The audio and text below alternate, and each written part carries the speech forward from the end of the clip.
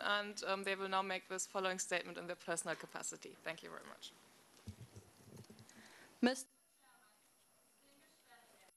Fellow youth delegates, in 2007, two special events shaped the thoughts of young people in Germany and around the world. In June, the G8 summit took place in Heiligendamm, and this year we passed the halftime of the Millennium Development Goals. Under the guiding concept of growth and responsibility, the heads of the G8 summit discussed issues such as development in Africa, HIV/AIDS, and climate protection. All around Germany and around the world, especially we, the young people, gathered in alternative summits to raise our concerns. What do we mean when we talk about equality in the world? Are we unwilling to fulfill our promises to erase poverty? Are we unable to achieve a basic education for everyone? We, as young people, believe that states must work towards multilateral solutions to face these challenges, and that they have to do so within the inclusive system of the UN. This year, the Millennium Development Goals reached their halftime. All heads of states decided to achieve these 8 goals by 2015. The halftime has passed now, but we still have more than half of the way to go. As young people, we are critical. However, we do believe that it is possible to achieve the MDGs. We young people will not just stand up on October the 17th with millions of people around the world for the MDGs. We stand up every day with our own contributions in countless youth-led organizations and initiatives to change the world we are living in. Our way to come to New York as German youth delegates was long. We spent 6 months and 25,000 kilometers traveling in order to meet thousands of young people of diverse educational, social, ethnic, and religious backgrounds to discuss the issues of the World Programme of Action for Youth and the MDGs. We listened to their wishes, feelings, and demands. Mr. Chairman, on our tour through Germany, we met people who raised their voice because they cannot understand and they do not want to accept the present situation. Why does it depend on my social or family background to determine my success in secondary school and university, if accessible at all? Why does one child die every 70 seconds from waterborne diseases? Young people especially raised their voices to ask for equal opportunities. They request equal opportunities in education. 130 million young people in the world do not at all have the opportunity to sit on a school bench. With most countries, the educational success heavily depends on social and family background. Especially disabled young people, migrants and minorities become marginalized and socially excluded through the lack of opportunities in their first years of life. For instance, young Roma do not just constitute the biggest, but the most discriminated minority of Europe. They continue to be segregated and discriminated in many school systems in Germany and other countries. Young people will be able to better use their potential if nation states, civil society, and private sector start investing now in formal and non-formal education. Young people request equal opportunities to develop their personality and capacity in a world without hunger and poverty. In Europe, almost 1 out of 5 children and youth up to 18 years live in relative poverty. Around the world, 250 million young people live on less than $1 per day.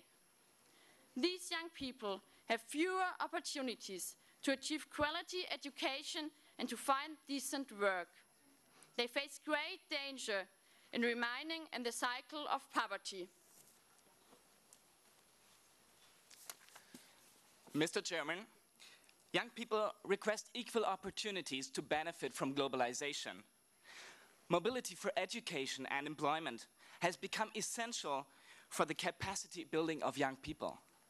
International youth exchange has become a core means to fight racism and to struggle for peace. However, because of visa restriction, just a few young people can benefit. For many, mobility as migration is a result of desperation. For the ones that do not die crossing our well-secured borders, we make sure that they face illegality or marginalization. Young people request equal opportunities and empowerment because they want to take responsibility. Young people are ready to shape their environment and to commit for equality. However, to fulfill their dreams, they need empowerment to develop their own abilities and capacity. The potential, the creativity, and the power of young people to contribute to society and economy is the biggest resource we have in this world. Youth-led organizations and young people are often one step ahead of politics. Exactly 100 years ago, while no politician was concerned about youth policy, young Boy and Girl Scouts started the first and largest youth movement worldwide to empower young people and to contribute to society. Politics today has to create an environment which facilitates the development and the formal and non-formal education of young people. They should also include youth and youth-led organizations to generate this environment. Youth participation in politics shall not be an inflationarily used phrase, but reality. Around the world, the inclusion of youth delegates at the UN General Assembly shall serve as a role model for youth participation in local, regional, and national level. Mr. Chairman, as German youth delegates, we are honored to have the opportunity to address the international community today. We want to express concerns, wishes, and hopes of young people in this distinguished round. Concluding our statement, we are now specifying some of these concerns. We, the young people, request a strong and sincere commitment to achieve the Millennium Development Goals by 2015. As half-time has passed by, we call upon all member states to increase their efforts and contributions in order to keep their promises. We also urge the full and effective ratification and implementation of the UN Convention on the Rights of the Child. We, the young people, call upon all member states to provide equal opportunities to all young people to benefit from education, decent work, and globalization, and to erase hunger and poverty. We remind you that every dollar invested in education is much better and a much more sustainable contribution to national and international peace than any dollar of military spending. We, the young people, demand a strong commitment for the empowerment of young people through establishing adequate mechanisms that allow youth and youth-led organizations to participate effectively. This includes a strong commitment to the new UN Habitat Youth Fund, which focuses on youth-led micro-projects. We also encourage governments to support the formal education work of youth-led organizations. We, the young people, call upon you, honorable delegates, to adopt the supplement of the World Programme of Action for Youth as it addresses new challenges young people face today. We also urge you to adopt the proposed goals and targets as currently presented in the third committee. It is crucial to make the progress in the implementation of the World Programme of Action for Youth measurable. B, the young people state clearly that we are ready to take responsibilities in our societies and to tackle worldwide problems. We want empowerment now, not only because children and young people are the future. We are the present. Thank you, Mr. Chairman.